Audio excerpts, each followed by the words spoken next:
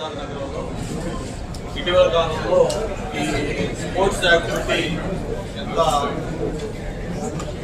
పెద్ద ఎత్తున జరుగుతుందో మనం చూస్తూ ఉన్నాం. గతంలో ఏదైనా ఒక ఇంటర్నేషనల్ మ్యాచ్ వైజాగ్ జరగాలంటే అది ఎన్నో ఏళ్ళకి ఒకసారి ఎప్పుడో ఒకసారి జరుగుతూ ఉంటుంది. అటువంటిది ఈ మధ్య మనం చూస్తూ ఉన్నాం.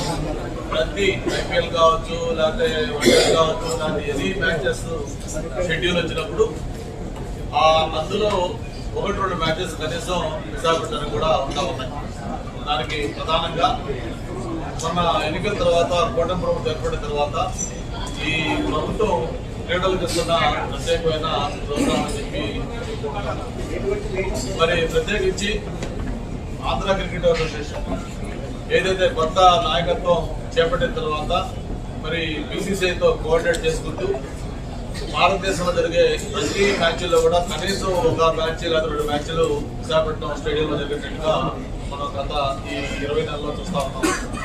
దానికి ప్రధానంగా సహకరిస్తున్న మరి బీసీసీఐకి, అలాగే ప్రత్యేకించి అమిత్ షా గారికి, ఏసీఏ ప్రెసిడెంట్గా ఉన్న కేసిరెడ్డి శ్రీ గారికి, సెక్రటరీ సతీష్ గారికి, అలాగే వాళ్ళ టీం మెంబర్స్తో పాటు ప్రత్యేకించి యువనాయకులు